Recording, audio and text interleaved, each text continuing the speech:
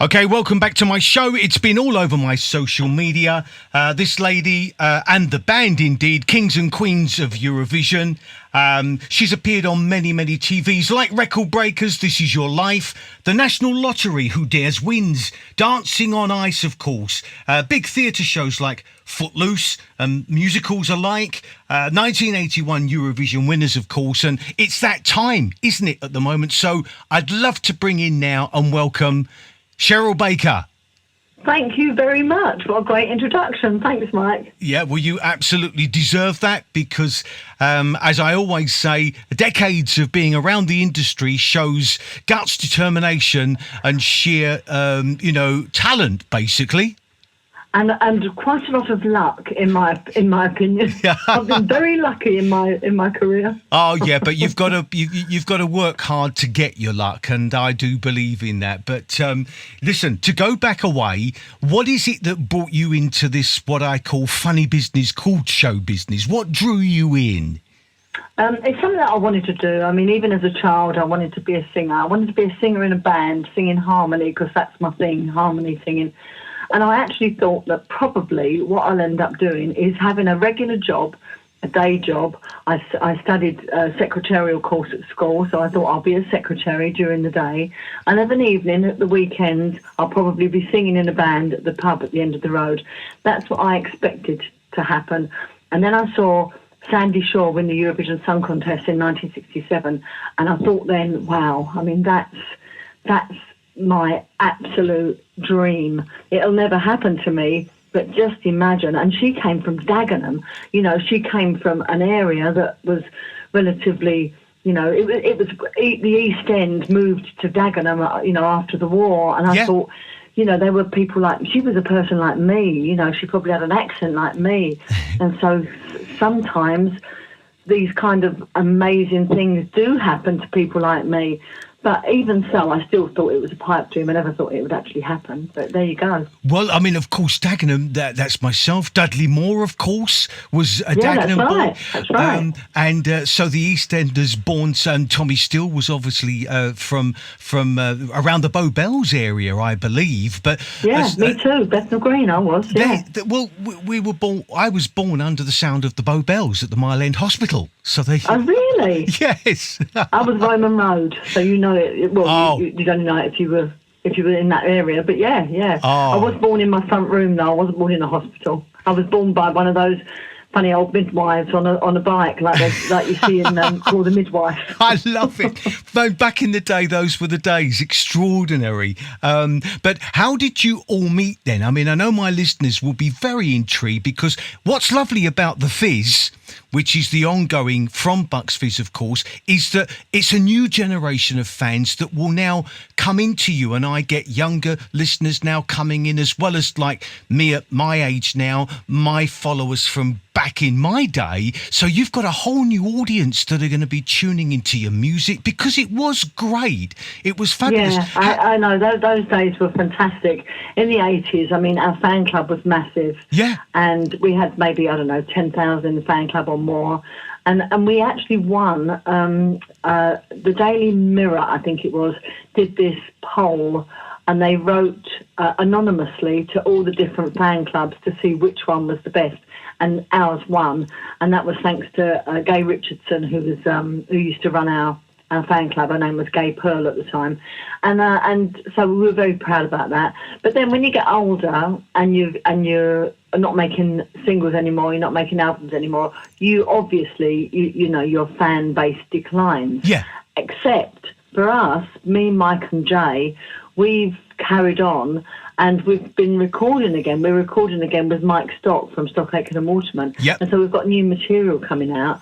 We have a fan club on Facebook, and it's just growing by the day. And we're up to about 3,500, 4,000, which I can't believe. I just can't believe that in this day and age we've still got a fan base, but we have. Well, it's the cult thing. I mean, I can liken the thinking to it because I'm still shocked with my Tomorrow People. People forget I was only 12 when I starred in that. But I can't believe that. Honestly, I can't. I know. And it's still out there. It's still got big fan cult following things. And so be proud because, you know, I am. And it's a wonderful thing to know that will always be there. I mean, Bucks Yes, you're Fizz, right. You're absolutely right. You can hang it round your neck like a fantastic trophy because it is something that we should be proud of. Absolutely. And like you say, it has cult following. And even like Bucks Fizz, even though we are recording again now, but the cult following of the Eurovision Song Contest is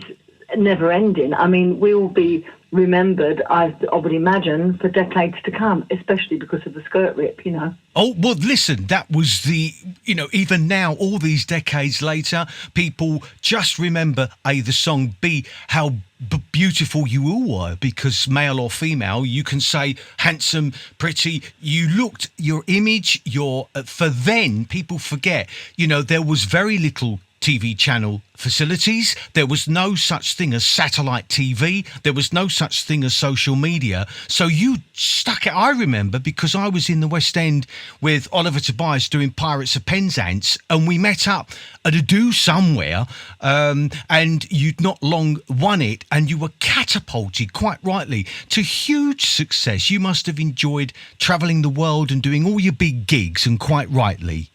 Yeah, we did. I mean, we were, that's the perfect word, catapulted, because we went from absolutely nowhere and nothing before actually it's not true, before the Song for Europe, nowhere and nothing. When we won the Song for Europe, which was on March the 11th, 1981, the BBC were right behind us. I don't know why, but that year was a very optimistic year. You had Charles and Diana getting married, and I think there were quite a few things. It might have been the first London Marathon, I can't remember. But there were a lot of very positive, forward-looking things that happened that year. Yeah.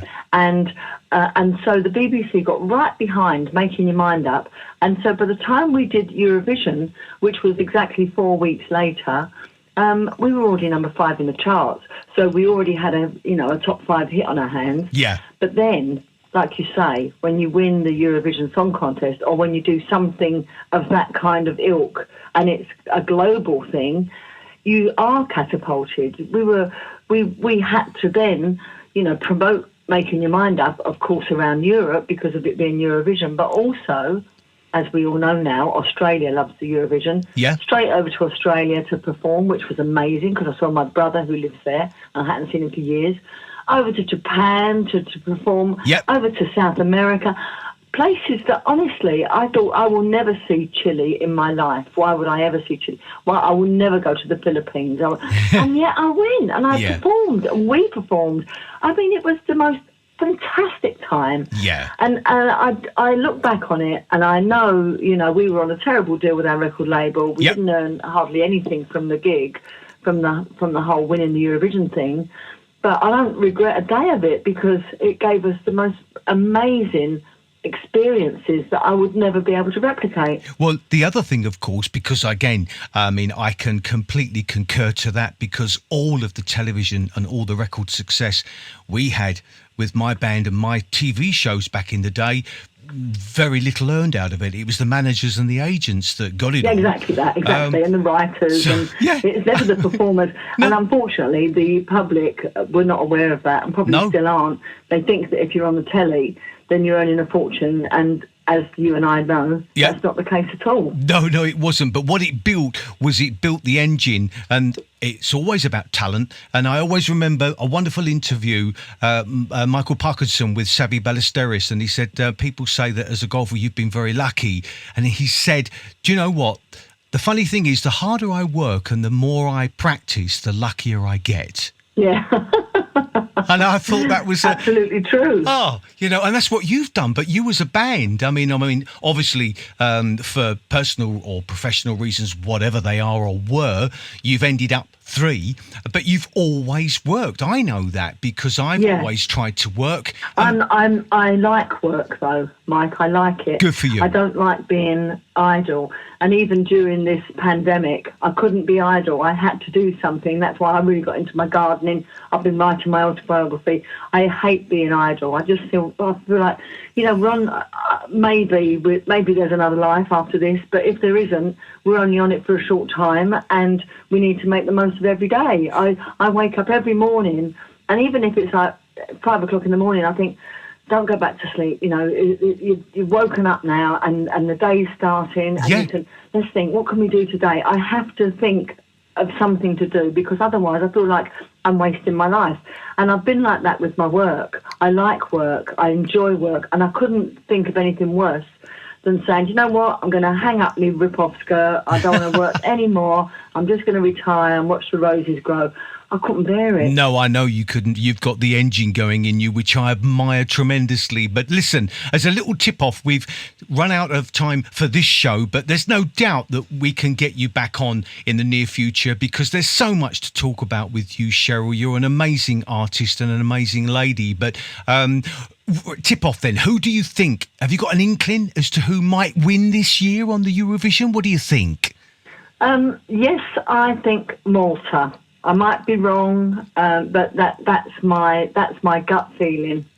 Lovely. It's nice to obviously catch up with you. But what I always do now is hand you over to what I call my digital warriors, the followers of my new radio show now as well on a new radio platform here. And I'll hand over to you so that you can wish them well and give them a positive feel good because we've all suffered through the pandemic and you can say goodbye in your own brilliant, wonderful way. Over to you. Well, thank you everyone for listening and I hope that you are coping okay. I hope that shows like this make you realise that there is light at the end of the tunnel and that we can all forge forward and always look on the bright side of life. And thank you for listening to me rattle on about, probably a very boring career, but I've enjoyed it, and I hope you've enjoyed listening to me. Thank you, Cheryl.